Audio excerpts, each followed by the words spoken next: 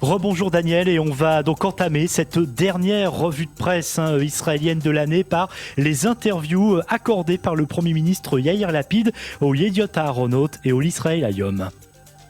Et oui, effectivement, Christophe, dans ses interviews à l'occasion donc de Rosh Hashanah, le Premier ministre israélien évoque les grands dossiers à l'ordre du jour de l'État d'Israël, la campagne électorale, la menace du nucléaire iranien, la tension sécuritaire en Judée-Samarie, la hausse du coût de la vie et également les propos qu'il a tenus à l'Assemblée générale des Nations unies sur 2 États pour 2 peuples. À propos des élections, Yair Lapid répond dans le Yediot Aharonot de manière plutôt floue à la question de savoir s'il fera entrer la fameuse liste arabe d'Oudé et de Ahmed Tibi dans un gouvernement qu'il pourrait diriger au lendemain des élections.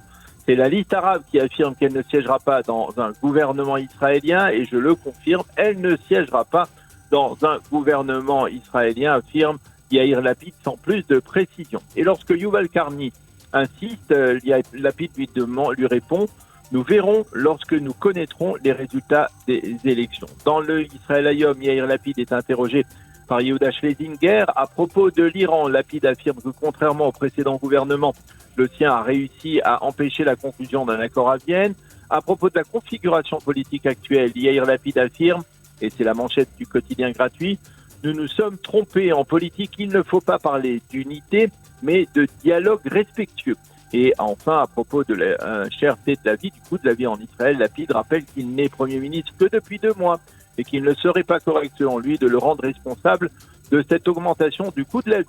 Voilà pour ces extraits d'interview au grand quotidien à l'occasion de Rosh Hashanah. Et puis les quotidiens reviennent sur le discours de Mahmoud Abbas, c'était vendredi à la tribune des Nations Unies.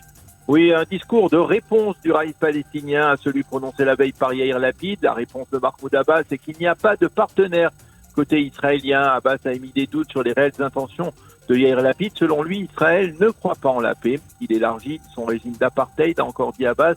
Nous avons assez entendu de déclarations, nous avons quasiment perdu tout espoir, a déclaré le raïs palestinien, avant d'appeler à la mise en application du plan de partage de la Palestine en 1947. Le Maariv cite pour sa part des responsables palestiniens qui critiquent ce discours d'ailleurs de manière assez paradoxale et accusent Mahmoud Abbas d'avoir agi en le prononçant contre les intérêts du peuple palestinien. Fin de citation.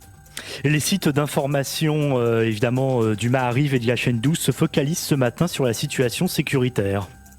Oui, durant les fêtes, les forces de sécurité israéliennes seront en état d'alerte maximale et depuis minuit, le bouclage des territoires est entré en vigueur.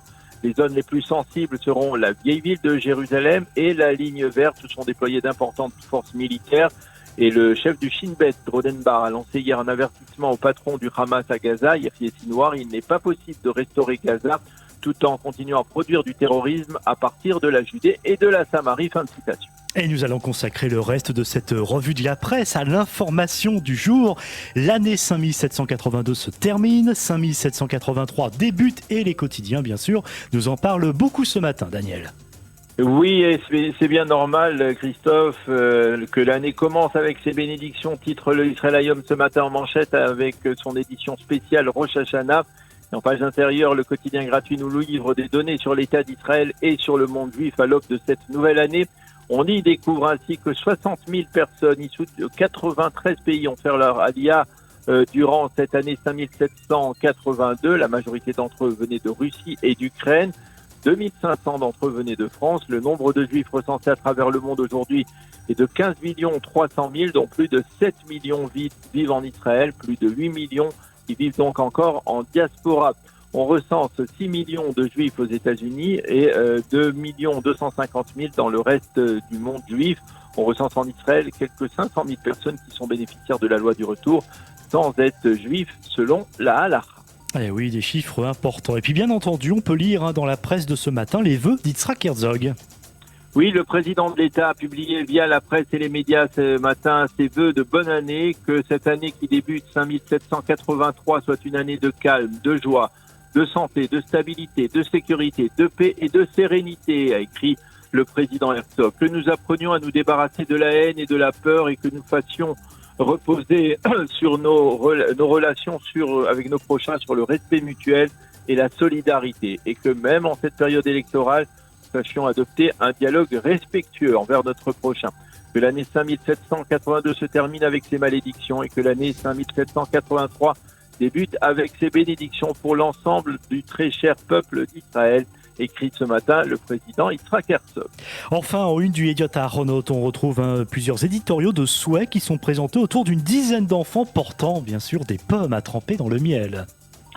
Et oui, c'est la une très agréable du Yediot Ahronot et les éditoriaux sont ce matin porteurs d'espoirs multiples et divers. Ainsi, Raanan Shaked écrit « Nous avons suffisamment d'expérience pour savoir que nous attendons de cette année et en perspective des élections, que cette année soit une année de choix, de bons choix, et que nous ayons tous la santé nécessaire pour faire ces bons choix », écrit Raanan Shaked. Shimon Schiffer espère que l'année nouvelle sera une année de confiance entre le peuple et entre ses leaders, ainsi qu'entre les Israéliens eux-mêmes. Reinhard Tisror explique que ce soir, des millions d'Israéliens et de Juifs à travers le monde se souhaiteront Shana Tova, et sur la table de la fête du Seder, eh bien, des simanim, ces fameux signes pour permettre à cette année de débuter dans la joie. Des pommes dans le miel, des dattes, des poireaux, des grains de sésame, et puis une tête de poisson pour certains. Et elle espère donc, Reinhard Tisror, que l'année 5783 sera pour elle et pour l'ensemble du peuple juif une année légère. Enfin, le rabbin et écrivain Chaim Sabato rappelle que Rosh Hashanah est le premier des 10 journées de repentir et que nous entamons l'année en faisant notre introspection pour corriger nos actes et nous améliorer. Et c'est la grandeur du judaïsme d'offrir à tous un espoir, celui d'être meilleur, de nous corriger. Nous pouvons blanchir nos fautes et personne ne viendra plus nous en faire le reproche. Et c'est ce qui, selon lui, était extraordinaire dans le judaïsme, ce qui nous permet, en terminant, de vous souhaiter de Jérusalem une bonne et heureuse année 5783, Shana Tova Umetuka.